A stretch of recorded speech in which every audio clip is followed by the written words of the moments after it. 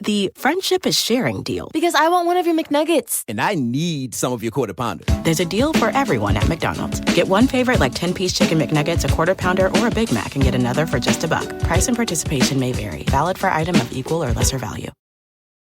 Luxury is meant to be livable. Discover the new leather collection at Ashley with premium quality leather sofas, recliners, and more, all built to last. No matter how many spills, scuffs, or pet-related mishaps come its way, the leather collection at Ashley is made with the durability you need for the whole family. Shop the new leather collection at Ashley and find chairs starting at $499.99 and sofas at $599.99.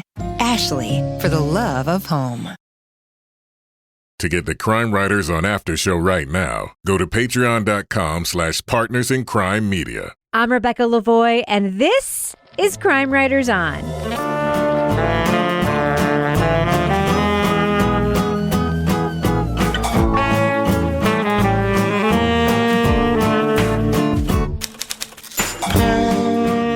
Crime Writers On is the original true crime review podcast that digs into true crime, pop culture, other podcasts.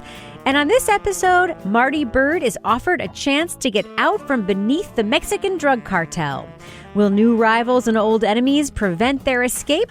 We're talking about Season 4 of the Netflix drama Ozark. Joining me to get that done and more is true crime author, TV journalist, and host of These Are Their Stories podcast, my husband, Kevin Flynn. Hello, love of my life, Kevin. Hello, Rebecca. Also with us I keep forgetting to add that to the script. I know. See how I'm glad you ad-lib it, but I just threw it in, though, because I realized I didn't say it. you didn't want to break the internet. I didn't. Also with us is private investigator, certified pet detective, resident cat lady, and author of Dead on Deadline, my chocolate-loving friend, Laura Bricker. Hello, Laura. Hello, and thank God I have a chocolatier friend who just keeps supplying me with chocolate and continuing this habit that I have. You're I like don't wanna, a mustache right now. I don't want to shame you, but it's all over your face. You have like an old chocolate ring around your mouth. I can't stop eating the chocolate. It's so good. Oh, my God. You're like Gustav from Charlie and the Chocolate Factory. Are you going to get sucked up a tube later? I hope not. I mean, who's going to fill in for me next week? Shout out to Anne, who's like what? She's like the head chocolatier at Lindt, right? Yes. She's incredible. Master chocolatier Anne, yep. Yeah, she needs to send us some, like maybe as a gift. Maybe we can all have the like round chocolate mustache next week. I'll name the zit after her. And finally, that is a myth. Food does not cause acne. And finally, our captain of all things cynical, the author of the City Trilogy, host of Strange Arrivals and the Patreon Deep Dive Book Club podcast, Toby Ball. Hello, Toby. Hello, Rebecca. Well, Toby, where's your chocolate mustache? I'm really disappointed. Not sporting one tonight. First of all, let's just go back to Laura for a second before we get started. All right. Laura has a colorful sombrero hanging up square behind her head in the background. Yeah. She has a chocolate ring around her mouth, and she keeps picking up her giant glass of wine intermittently and taking sips. Everything about this tableau is perfect for this podcast tonight. Do we not agree?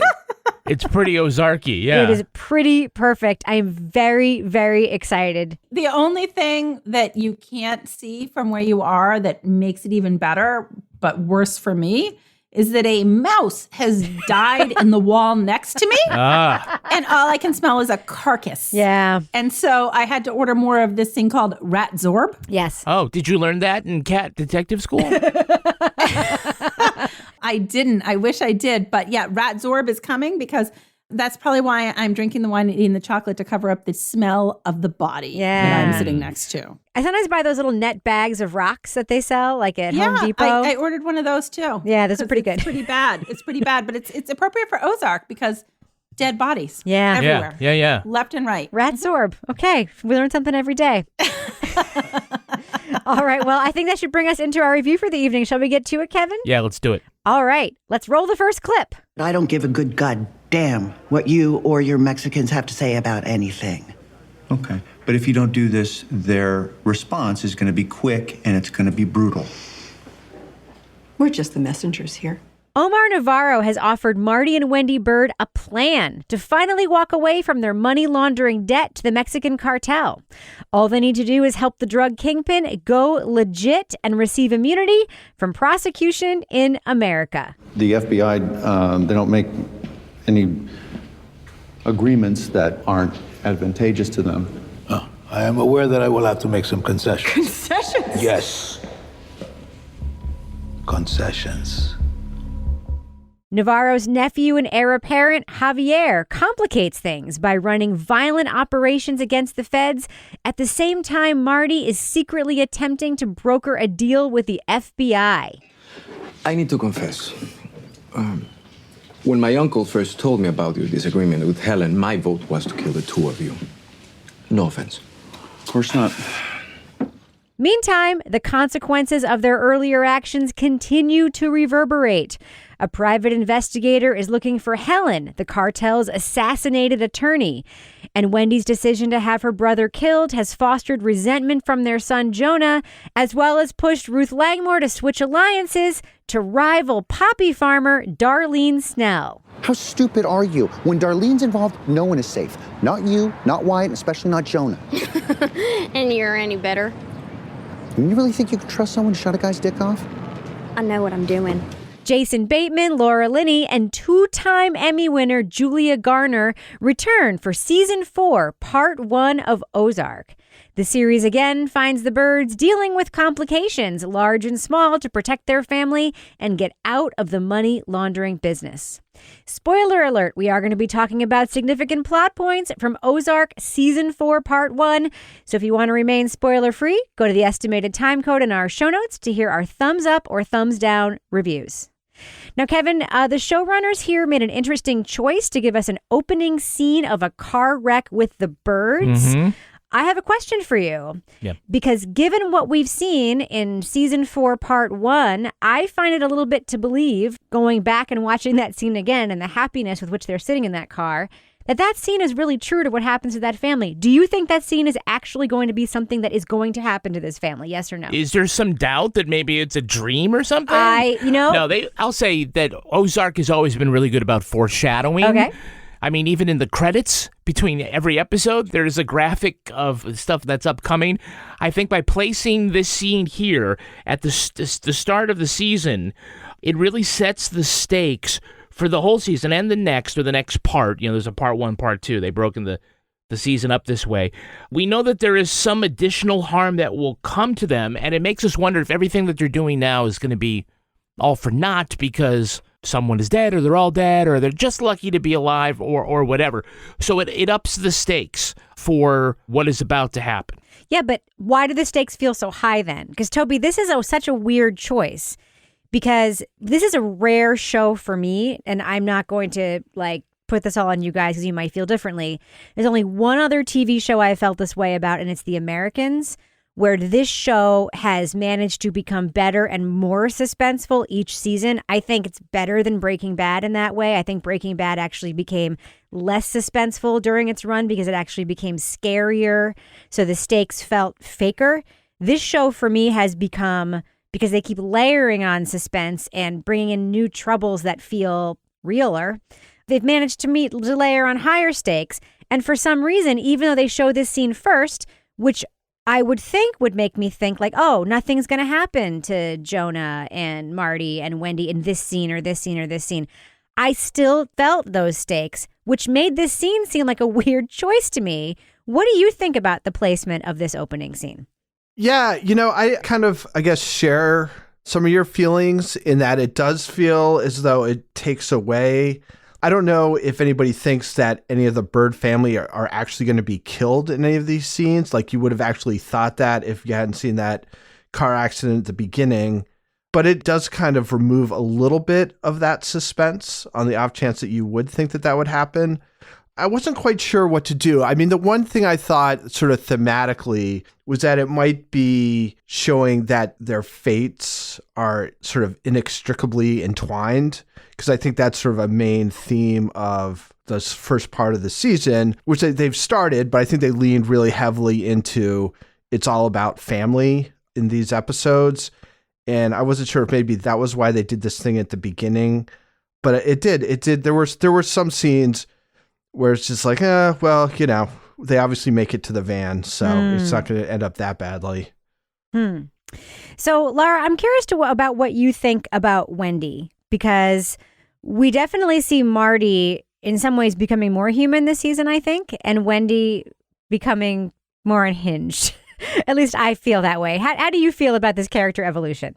Yeah, well, I think, we see Marty. He's still wearing his same, clean-cut outfit. He's still got his, earnest sort of face, even when he goes to, help Jonah fix his mess up on his money laundering operation. And then we see Wendy. And she is, becoming more cold-blooded and more like the crime boss with every scene. It's where we see Marty's humanity occasionally still coming through with, the FBI agent's baby and helping Jonah. We see Wendy very rarely showing what I see as actual empathy, emotion. You see a brief, she might feel guilty over her brother and the fact that she killed him. We see her momentarily try to connect with her dad, but then we see her flip to using her brother Ben in the press conference for the rehab centers and making up total lies about him. Also, the cold, calculated way that she's approaching Jonah is really, I don't want to say it's disturbing, but I think that shows where she's at with this character, in that Jonah, her son, who, yes, by the way, is a money laundering genius. He's got his own program. He's got all his equipment. And she's just fuck him. And there's no motherly anything left. And she's got this guy, the attorney that she brings in, and she's very calculated in how she sets him up. And then she's like, okay, now that you're covered by confidentiality, yeah, guess what? We're money launderers, XYZ. You're going to have to go to this meeting with the cartel. If you do not go to this meeting, he will be very angry, and not just with us. Do you understand, Maya? If you won't protect my family, I won't protect yours. We see Marty, I think, still showing oh, hey, Ruth is here. We've cut her out, but I'll work with Ruth again because we have, and you see Wendy, who's just talk to the hand, bitches. I'm in charge now. And she is frightening. And I'm curious to see where her character goes from here. I actually think Wendy is maternal. I think she's scary and maternal. I think you can be both. I think she thinks she's being maternal by being shitty to Jonah. And I think she thinks she's being maternal by bringing her daughter into her power sphere. I think Wendy is power obsessed and maternal. And I think you can be both. And I don't think that makes her less fucking scary, because I am fucking terrified of Wendy. Yeah, she's one I don't want to cross. I don't want to be in a dark alley with Wendy. Kevin, what do you think, Kevin? Well, I think that Ozark does have Breaking Bad in its DNA. The story of a guy who's a professional and is able to use that talent in the underworld where he gets himself all involved. And, I think that Wendy has broke bad. Marty has not yet. Throughout this, Marty kind of still seems optimistic. He is methodical in trying to figure out all the complications and pull them apart. But Wendy has, for some time, I think, sort of gone bad and embraced getting her hands dirty when they need to get dirty. So, Toby, we're introduced to a new character this season who is kind of yet another layer of suspense, a foil, the PI, the private investigator, former cop, who's brought in to investigate, ostensibly just to get Helen to sign a piece of paper so that her ex-husband can finish their divorce or whatever. But then he starts to get suspicious, and he is kind of a pot stirrer and creates all these side situations that the Byrdes find themselves navigating. What do you think of this kind of side layer of suspense that the writers added to the show? Well, I'll be interested to see where it goes, because so this is one thing I ran into with one of my novels, is that my editor sort of convinced me to write out a character. And his sort of rationale was, the character's interesting, but are they driving any part of the plot? So it just kind of feels like the PI, he doesn't really drive much of the plot. He's basically there to up the pressure on the Byrdes. And I just think the writers on the show are so good that I assume that he's eventually going to be more a plot driver. He'll have more agency rather than just kind of cruising around and making people feel uncomfortable. But I do think he is very effective. He's kind of that let's turn these amps to 11 type of thing, where, things are really tense, and then suddenly there's a knock on the door, and there he is sort of insinuating stuff about how he knows they're somehow involved in Helen's death, and that just kind of ups the tension level. But I assume there's got to be more to the part that he's going to play as we go forward. Get the fuck off my property. Yeah, all right. Well, listen, I had this really interesting conversation with the new sheriff this afternoon. It seems that the security footage at Helen Pierce's house somehow got wiped.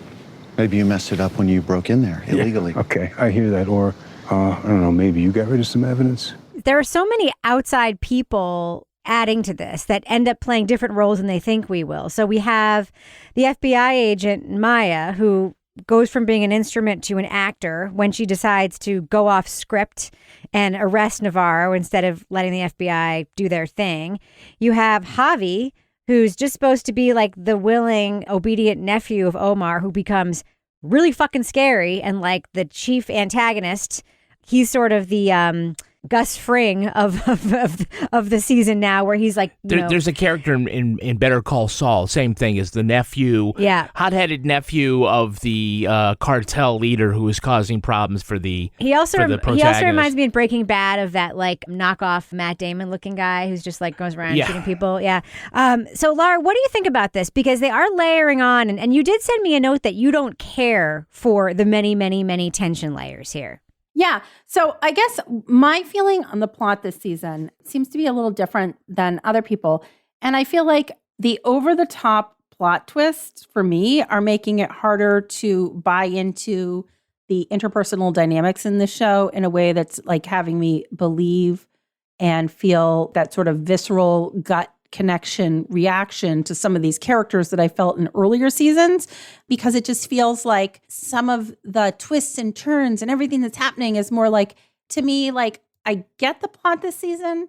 I get the story arc. I don't think it's as strong a story arc as earlier seasons. And I think in lieu of that, we have all of these twists and turns. And I felt like these crazy shocker moments were more because the plot to me and the story arc wasn't as strong as earlier seasons, because we're trying to wrap it up. And I get that, but it's more of a way to keep people paying attention. And for me in the end, it just made me feel like not as connected to some of these characters in a way that I cared about them as much when they were in certain situations.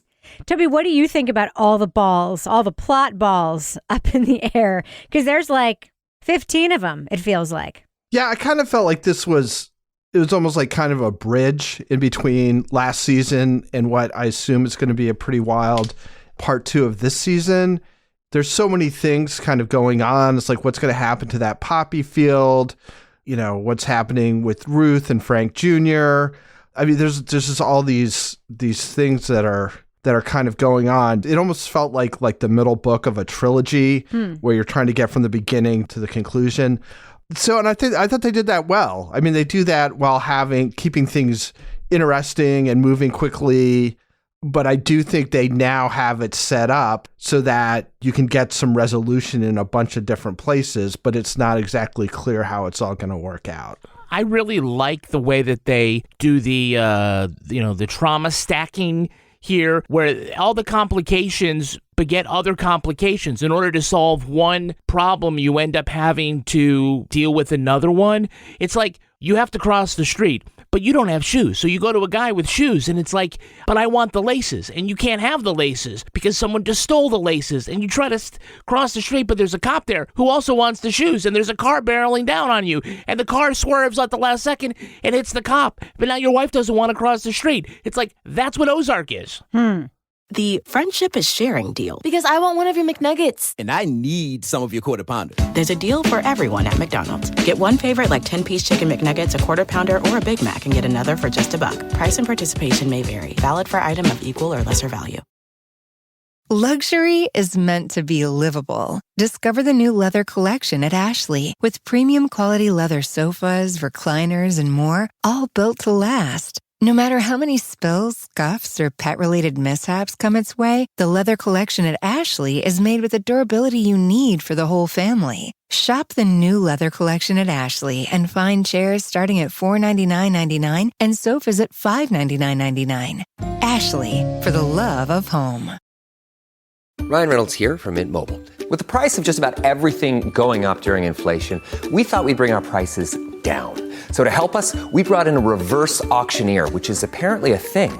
Mint Mobile Unlimited Premium Wireless. How to get 30, 30, bit to get 30, bit to get 20, 20, 20, bit to get 20, 20, bit to get 15, 15, 15, 15, just $15 a month? Sold! Give it a try at mintmobile.com/switch. $45 up front for 3 months plus taxes and fees. Promo rate for new customers for limited time. Unlimited more than 40 gigabytes per month. Slows full terms at mintmobile.com. Guys, can we take a break for the business section right now? Sure, let's just get right into it. Yeah, I'm just we'll be like Marty going into just saying, okay, hold on, Navarro, It's just I'm coming in. business. Yeah. Just business. Let's just be like straight up about it. Yeah. So speaking of laundering money, the after show on the Crime Writers on After Show right now on Patreon. Toby's face. He doesn't like it. He doesn't like our paywall content being described as laundering money. He's like, here I am making a perfectly good book club podcast that people like. I'm spending time reading a book. I'm booking guests. We're having an intelligent discussion. And you just described it as laundering money. Well, comes in all forms. Go ahead, Kevin. Well, as you know, on Thursday's show, we're going to be talking about season 3 of Chameleon Lost Boys. Yes. And that's a story about like something Wild Boys. It's about something crazy It's happened. called Wild Boys. Yes, it's about something crazy that happened in someone's hometown, right? Yes. That's the starting point. Yes. We're all going to talk about stuff that happened in our childhood, our hometown, something that might make a great podcast. Doesn't have to be felonious. Yes. But guys, think about something that might have happened that might be podcast worthy. From our own growing up. Yeah, from our own growing up. Like if we were to think back. Exactly. Yep. Toby's Deep Dive Book Club podcast is out, and the book was called These Are Not Gentle People. Yep. Toby, remind us what your guests thought of this book. Yeah, we all really liked it. It takes place within, the last 6 or 7 years in South Africa, but it kind of feels like 1920s U.S. Sort of racial violence, and there was a lot of parallels with Reconstruction, I thought. Yeah, Reconstruction as well. Yeah, I mean, I think that whole kind of era, it's super, super interesting. It's a lot about the transformation in South Africa and how that's kind of changed the social order in some ways and not in other ways, and some people don't like it. And lastly, I want to give a plug for These Are Their Stories. Yes. This week's episode, our guest is Anita Flores from the Care Talkers podcast. We're looking at the SVU episode called Fault. This is the one where Elliot could go and rescue the kid, but instead he goes and rescues Liv, and the kid dies, and then there's a standoff, and she's supposed to shoot, and they're too close to each other. That's right. So they have to not be partners anymore. That's right. So, Kevin, can I mention something else about These Are Their Stories? Yeah. It was featured in Variety as a podcast you have to listen to. Congratulations. Thank you, Variety. Very exciting, Kevin. Wow, We're excited for that's your awesome. little podcast. Yeah. TV podcast you have to listen to. It was featured with some podcasts that I've actually heard of, too. Jesus Christ. I'm going to cut it off there. This ends. This ends. The business section. I'm going to go ahead and fade that music out right now.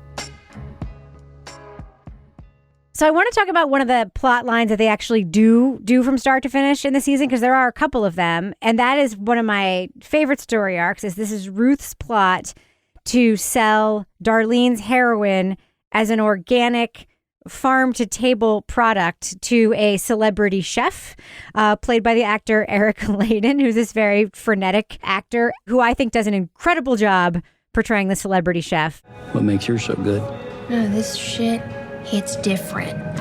Yeah, you don't gotta smoke it neither. It's pure enough to snort. It's homegrown, organic, sustainable, farm to fucking table. Toby, what did you think about this plot line? Do you think it's realistic to think that a celebrity chef would in fact be interested in peddling farm-to-table heroin? Do I think it's realistic?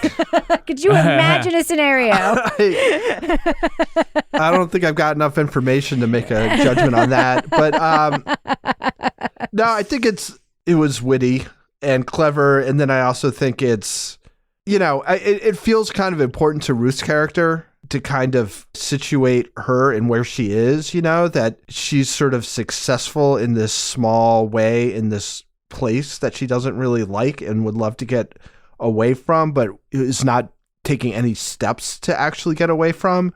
And so seeing him, who has walked away and made a life in Chicago. And again, is the payoff a little bit further down the line. I mean, you get a little bit of that when she's trying to get Wyatt and 3 to jump on a boat and cruise up the river and get away that way.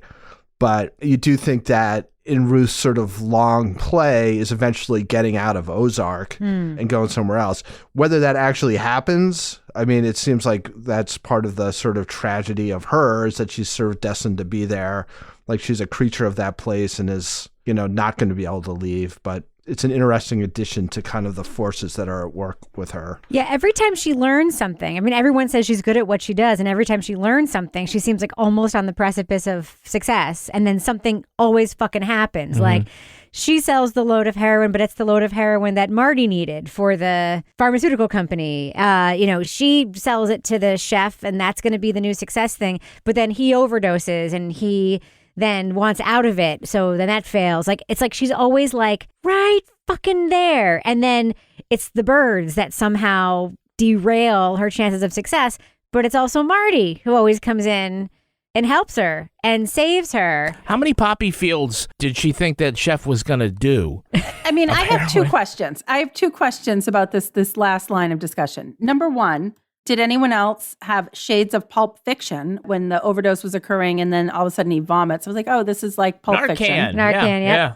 And number 2, I would like to talk about the organic poppy fields and whether the plethora of bodies that is getting buried out there because Darlene keeps blowing people away is contributing to the organic nature of the heroin. Yeah. Absolutely. Those flowers are going to be extra red. They're going to be extra juicy. They're going to be extra. Every other scene, oh, look, it's Wyatt and Ruth are out burying somebody else. And I'm like, good God, like they are good at digging holes. But my goodness, like, is there a section of that farm that is no longer like filled with bodies? Yeah, they got to buy their own funeral home. They need an incinerator is what they need. So, Kevin, it is rare for a TV show to cast kids well, right? Yeah. Especially a TV show that's going to last a long time. So here we have Sophia Hublitz as Charlotte Byrde, Skylar Gardner as Jonah Byrde. And I think you can throw, Julia Garner is not a kid and Charlie Tahan as Wyatt is not a kid, but they're younger actors. But let's talk about Charlotte and Jonah, because they're both cast when they were relatively younger actors. They are playing the children of the Byrdes. How do you think that these younger actors are doing? Because they are up against some powerhouse performances in this show. Well, I think that they do well. I mean, yeah, it's sometimes hard to cast a child who's going to, maybe not grow into a role or find out that, they don't really have the acting chops at 12 they did when they were, 7. And some shows, I'll just say, like, Who's the Boss? Like, really kind of suffered, right? But Blackish went 5 for 5 when those kids. Wait, what are you saying about Alyssa Milano now? Alyssa Milano was great. Who's the kid? The brother? Oh, a little kid, yeah. Yeah, forget that. Miss me with that. So, yeah, I mean, they do a great job. They're surrounded by some real powerhouse actors, but we can't talk about any of them without talking about Julia Garner. Well, we'll come on to her in a second. Okay. So, Toby, you actually made an observation about the actress who plays Charlotte, which I share. Can you talk about that for a second? Yeah, I mean, she feels like she's doing an impression of her mom the entire time. Like she's got the same kind of cadences with her speech and expressions and stuff. It's really good. Don't you find the scenes, too, where Wendy is, like, trying to pal with her to be not warm? Like, the sort of a performative warmth that ends up being sad, like, and creepy. Like, that's what I there's one scene in the show where she wants to, like, take her outside for a drink. This is around the time that Charlotte decides she doesn't want to go to college, and, like, Wendy's fine with it and Marty's not. And she takes her outside, and we've seen them drinking wine at dinner and stuff, but, like, she gives her a glass of scotch. It's very reminiscent of all these scenes you see where it's like a father and son, like, here, son, have my cigar or whatever, like bonding, right? And Charlotte's just like, I guess I have to trust you on this, Mom, that this is supposed to taste good or whatever. And it's like she's trying to bring her into her power circle, and you just kind of wonder what is going to happen to Charlotte. I mean, Laura, do you think that Charlotte ultimately is trying to ascend to become Wendy, or Wendy is trying to get Charlotte to ascend to become Wendy? I think Wendy is trying to get Charlotte to ascend, and Charlotte is seeking approval, and she is good at what she's doing right now. And compared to what Jonah's doing, Charlotte is like the good girl of the family right now. But, we still see sort of glimmers of Charlotte when we know that there's like more to her than ascending to be the next Wendy. We see compassion and we see like this concern when she goes to meet with the daughter of the lawyer who got her head blown away by the drug cartel. Yeah. We see her go meet with Wyatt secretly at the farmer's market. Hey, what's going on? So like there's still part of Charlotte that is not damaged by being around Wendy. But I think that Wendy, much like Marty, is proud of the fact that, hey, Jonah's money laundering at 14.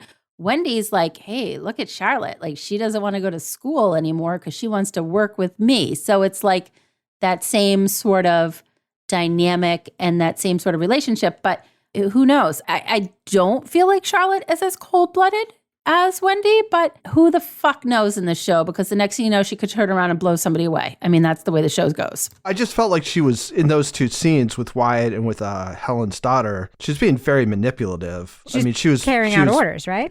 Right. I mean, she had a goal in mind. She wasn't doing it sort of altruistically or to like, let's catch up. But she's still human. Maybe. I mean, Maybe. I feel like she's transitioning. Okay. She's shedding her human skin. So why are we all rooting for Jonah so hard? I mean, you wrote us that he's rebelling by turning into Marty, right? And we're all, are we rooting for him for the same reasons we root for Marty? Because he's like miniature Jason Bateman? What do you think, Kevin? Well, I don't know if I'm actually rooting for Jonah. You're not? I mean, you don't want to see him get killed in a car accident, but he's taking a stand because he's the things he's upset about. You got to agree with the parents. I wouldn't kill my brother, but in this world, Ben was the problem, and he was a loose end that needed to be taken care of. So that makes sense for the family. So I'm like, you can't hold a grudge against your mom just because she's the queen against pin. the mom. Well, okay. I don't think it was right to kill Ben. Okay. I think you're cold-blooded for saying that, Kevin. All right, I'm standing by I'm not rooting for Jonah. How's that? There you go. I am rooting for Jonah. Toby and Laura, either one of you rooting for Jonah the way I'm rooting for Jonah? Yes. I love Jonah. I love the fact that Jonah is so smart. I just said this about his sister, but like Jonah, the reason that he's rebelling is he's like, fuck you, you killed my fucking uncle. Fuck you, you've done all this other stuff. Hey, I'm pretty fucking smart and I'm going to go help someone else because fuck you. But he does it in such a way that he's like level, he's measured, he's mature. And, I am rooting for him because I feel like we've watched Jonah grow up in this show. Literally. And literally, we have watched Jonah grow up and he was always like the decent kid. And he used to hang out with the old guy that lived in their house. But he always was smart and picking up tidbits of information. And now we're watching this culmination of Jonah picking up all these tidbits of information over these past 3 seasons. And we're seeing like, what is the effect of being a smart kid living in a family that's doing all these illegal activities when a smart kid is not missing a single trick that happens? And here is the outcome. Yeah. I mean, Toby, Jonah's resentment toward the family started with the old man in the basement and how the family was using him and living in his house and basically ignoring him. Remember that, right? Yeah. No, I mean, I think whatever with Jonah, sometimes he's kind of keeping it on the down low. Other times he's shooting out all the windows in their living room while the parents are gone. Yeah. I think we're trying to do family analysis on the Byrdes. It seems like their situation is a little unusual. But he does like these little ways in which he's rebellious are like potentially fatal for the family, which I could see as a parent would be frustrating at times. Yeah. So I don't know. I thought another interesting scene was when Charlotte finally kind of like snaps at him and it's like, get your shit together. Yep. I thought that was a sort of low key but important scene because they always seemed like they were sort of simpatico in terms of we've got this completely fucked up family, but we'll stick together. And now it's just like Charlotte having to choose between her parents and Jonah is sort of choosing her parents. And so, Jonah's a little bit isolated with Marty kind of being compassionate and stuff. And also giving him the room to kind of do what he wants to do, which is sort of be apart from the family. But, as I said earlier, it just seems like this whole first part of this season is really about families. It's either things that are happening within families or things that are happening between families. But those are sort of the distinct units, which has a lot of sort of the dynamics of the plot. I completely agree with you. And what I think is the most emblematic of that is that Wendy keeps trying to do these performative family things, like have everybody sit down for dinner and everyone's going to be together. And she keeps trying to like send Jonah to his room and like, you're not going anywhere. All these performative family things, right? Which obviously don't fucking work when your family is laundering money for a Mexican drug cartel. Like none of that bullshit's going to work. The real family dynamics play out though in the real, like very sibling, that fight you just described between the two siblings was a really typical sibling fight just about a subject that is completely alien in most families. Right. But it was the dynamics were like super sibling. The fights that Marty and Wendy have feel very like familiar marital tension. They're just about a thing that no marriages have. Like we are not laundering money for a Mexican drug cartel, but those tensions and the way they feel. I'm sorry, I completely agree with you. And the way that like we try to deal sometimes with our family tensions by being like, we are all gonna sit down for dinner together right now. Like I could not agree with you more. Okay, two things we have to talk about before we wrap up, Kevin. Mm-hmm. Wyatt and Darlene, they go from mackin' to getting whackened. Okay, that didn't quite work. I feel like the whacking happened premature. They go from mac to whack. Anyway, anyone else shocked by I'm always shocked by their macking. It's disgusting and so many. It grosses me out. Yeah, no, I actually have a note that I can't get into the Wyatt Darlene romance. It's gross. Then he proposed. It's gross. I don't believe it. But here's the thing. Ozark is a little bit like Game of Thrones this season, mostly because of Darlene, because she freaking shoots everybody and blows them away with her shotgun. Mm-hmm.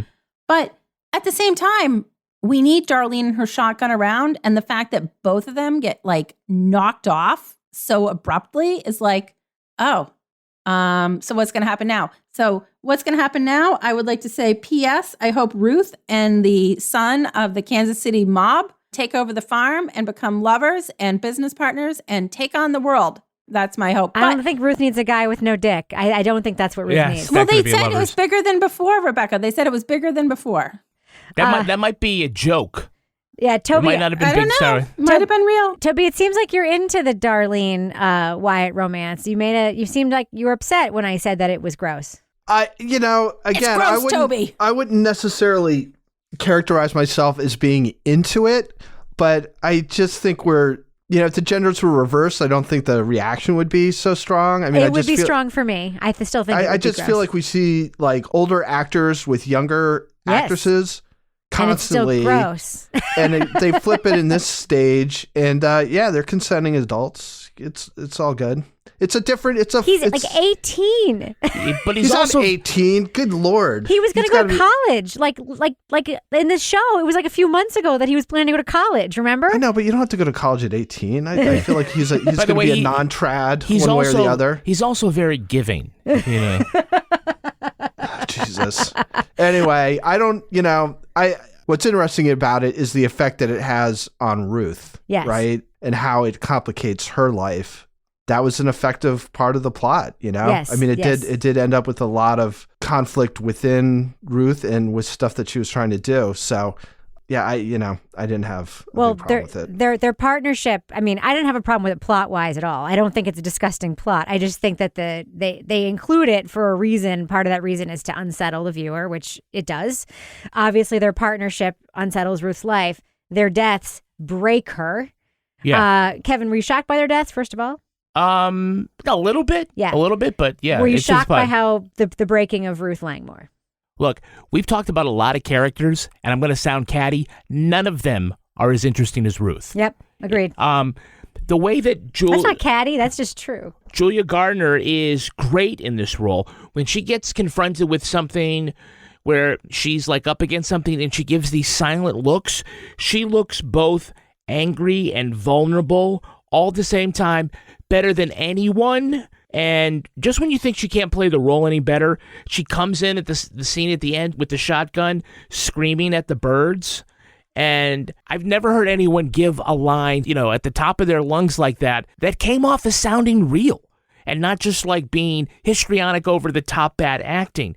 Do not hurt this man. Or what, your whole fucking family will be murdered, huh? If you want to stop me, you're gonna have to fucking kill me! She is just so mesmerizing, and I mean, it's great what they do with the alliances. They keep shifting. Remember the end of last season, Ruth wanted Marty to have Frank Jr. killed. Instead, he kills Ben, who's her boyfriend, so Ruth aligns with Darlene, and now Darlene aligns with Frank Jr. She's gone, and Frank Jr. is now like Ruth's last ally. So it's just part of the great stuff that the writers do by changing who's partners with whom and what the different complications are. But yeah, I mean, Ruth deserves her own show, but she's probably going to die at the end of the season. There were probably 15 minutes of Ruth staring at a cookie jar in this season. And I could watch her staring at a cookie jar. Breathing through her nose. More than I could watch most actors do anything. It was unbelievable. I feel like Julia Garner is such a fucking amazing actress. But me personally, when I watched that last scene where she comes in and confronts the Byrdes, I felt like they had her go a little over the top with the reaction. And to me, that didn't feel as authentic.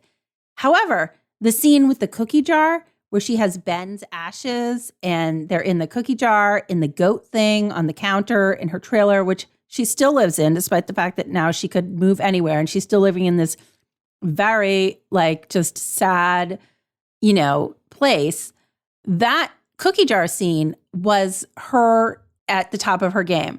The scene at the end with the Byrdes, to me, I felt like it was like they coached her to the point that she was overacting to the point that for me, the impact was less than the cookie jar scene. We will never agree on that, Laura Bricker. Never, ever, ever. Yeah, go I agree with you, That's Laura. where I stand. Thank you, Toby. I'm 100% with you. Wait, Toby agrees with me? Oh my God, Toby, what do you have to say? I want to know what Toby says about this because he agrees with me. Oh, I just agree with exactly what you said, is that just seemed... I was watching that. I was like, oh, this seems like one of those stupid Sean Penn scenes where he's like pouring out the emotion in a way that didn't seem authentic to Ruth. And also I felt I just feel like she's a better actor than that scene showed. Yes. People can just, thank you, Toby. Freaking out is not great acting. And I think she's able to be much more subtle and complex than she is in that scene, and it's just screaming and whatever. I get that she's... agree with you. Never, ever, well, ever. That's fine. Her screaming... it's not probably the only thing Her either. screaming had range as fuck. Watch the scene again. Oh, God. The friendship is sharing deal. Because I want one of your McNuggets. And I need some of your Quarter Pounder. There's a deal for everyone at McDonald's. Get one favorite like 10-piece chicken McNuggets, a Quarter Pounder, or a Big Mac and get another for just $1. Price and participation may vary. Valid for item of equal or lesser value.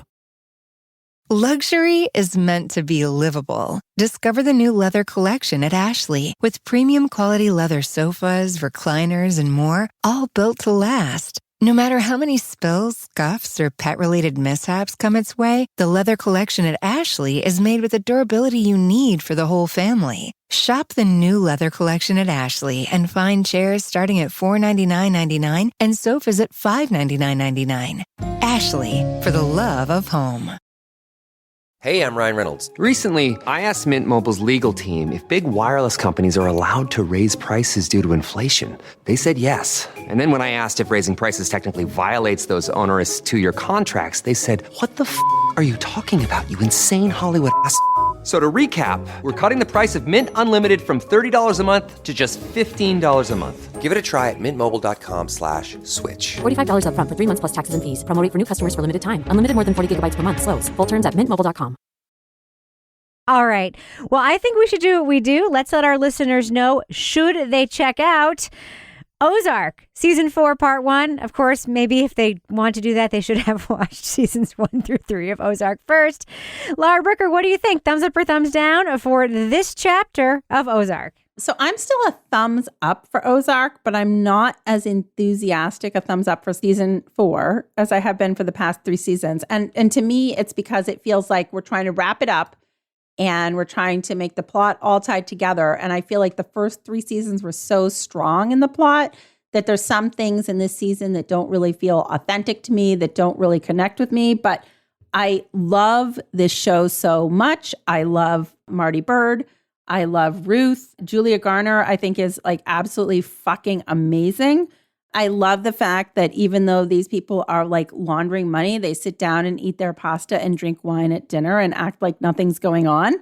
I just feel like this season in particular to me felt like we were trying to come up with ways to keep the plot exciting by throwing like a million plot twists in the air for this first half of the season, which to me felt a little bit more like lazy plotting than actually advancing the story forward. And that sucks because I fucking love Ozark, but this season to me just didn't feel as good as the past seasons. Toby Ball. Yeah, Ozark's one of my favorite shows, and I just feel like it very consistently delivers. I really like this first half of this season, part one of the season. I can kind of see where Laura's coming from. In some ways, it felt like it was setting the stage for what should hopefully be kind of a tour de force part 2 of this season. But I think like even in kind of doing all the machinations to get everything kind of moving in different directions to set up, the conclusion, I thought it was still really absorbing.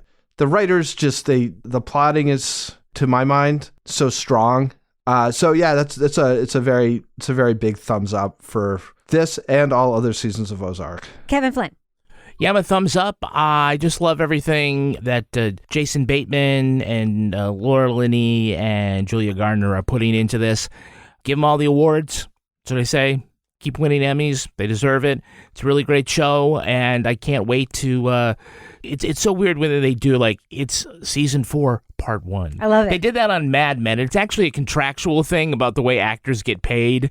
So, like, for another... Instead of giving you another season and a pay bump, we're going to break these 2 seasons into 2 different parts and set them out at different times like it's a big deal. Anyway, I can't wait for part 2 of season 4. Yeah, I can't wait for it either. Huge thumbs up for me. I like Ozark better than Breaking Bad. I'm sorry. I just do. I think the women are written better. I think the characters are fleshed out better. I think the tension is more grounded. I think the children are written better. I think the plotting is less scary and more suspenseful. I love everything about this show. I love it more and more and more each season. It is the rare show that grows and gets better and gets broader. The setting is gorgeous and interesting. The people are gorgeous and interesting, and the acting is unparalleled. Huge thumbs up for me for Ozark, season 4, part 1. Now it's time for my favorite part of the podcast, a little something I like to call the crime of the week. First responders in Seymour, Connecticut rushed to a house fire last weekend. The reported cause was accidental. The homeowner said he started the blaze while using a flamethrower to melt snow on his property. The man admitted to igniting the house's siding with this extreme winter shortcut. After all, why use gasoline to power a snowblower when you could just use it to create a stream of fiery death? Oh. For those wondering, civilian-grade flamethrowers are available in 49 of the 50 states. They're no used, background check either, by the way. They're used for controlled burns in forestry and in farming, but using them to melt snow is not a hot idea. So, panel, this homeowner was not using the right tool for the job. What are some other home maintenance mistakes he was making? What do you think, Laura Bricker? I don't even know where to begin with this, but it's reminding me of during the COVID times, the early COVID times, when I decided to order these brushes to clean my floor that would attach to a cordless drill. And I'm just going to say that was not a good decision. And I couldn't walk for like a week because it was really bad on the back. So that is something I would not recommend doing that I think this man might have also tried. Toby Ball, what do you think some other home maintenance mistakes this guy made were? I'm not sure how relatable this is for people in other climates, but using dynamite to break up those ice dams on your roof. Yeah. Oh, yeah. What do you think, Kevin? He was using a machine gun to make Swiss cheese. Oh, yeah. Fun fact, we had a friend who had one of those home flamethrower blowtorch thingies. He used it to kill weeds on his property, and he started an underground fire. Yeah. Underground fire? It catches roots. my. Yeah, Yes, he the caught roots. some roots on fire. There was an underground goodness. fire, and the fire department had to come out and put the underground fire out on his property. I forgot about that, yeah. All right. We should probably end it on that note, but before we do, Laura Bricker, if folks want to reach out to you and share their house cleaning woes, how can they find you on Twitter? They can find me at Laura Bricker. And Toby Ball, folks want to reach out to you and say hi, how can they find you on Twitter? At Toby Ball NH. Kevin Flynn, what about you? I'm at Kevin P. Flynn. And if you want to follow me on Twitter or Instagram, you can find me at Reb Lavoie. You can also follow the show on Twitter at Crime Writers On, and please join our amazing community in our official Crime Writers On Facebook discussion group. We also have a regular old Facebook page. Support the show at patreon.com/Partners in Crime Media. You'll get the Crime Writers On after show right now. Plus, Married with Podcast, Laura Bricker's Leave It to Bricker podcast, and Toby Ball's Deep Dive Book Club podcasts. Our theme song was composed and performed by Ty Gibbons. Our line editor is Olivia Burdett. The executive producer of this program is Kevin Flynn. This show was recorded in the Yoga Loft above the Bodega in Bay St. Louis, Mississippi studio, otherwise known as Studio C, the closet in our New Hampshire basement where we hide all the cash we've made laundering money for a podcast cartel. On behalf of all the crime writers, thanks so much for listening. We will catch you later. As well as pushed Ruth Langmore to switch alliances, to rival Poppy Fartner, to rival... I was almost perfect. She's rivaling I was Poppy fucking farter. almost perfect with my read. That organic God poppy makes you damn really it. fart. I have been practicing reading, and I almost fucking got that one. Jesus Christ.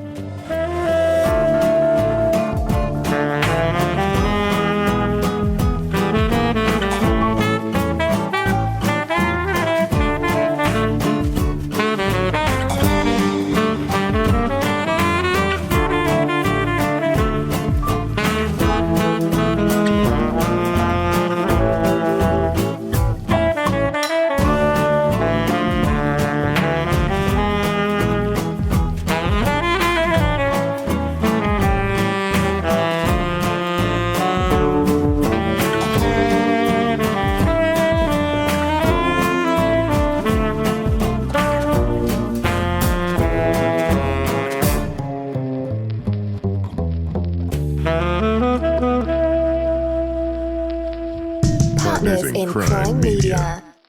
Luxury is meant to be livable. Discover the new leather collection at Ashley with premium quality leather sofas, recliners, and more, all built to last. No matter how many spills, scuffs, or pet-related mishaps come its way, the leather collection at Ashley is made with the durability you need for the whole family. Shop the new leather collection at Ashley and find chairs starting at $499.99 and sofas at $599.99.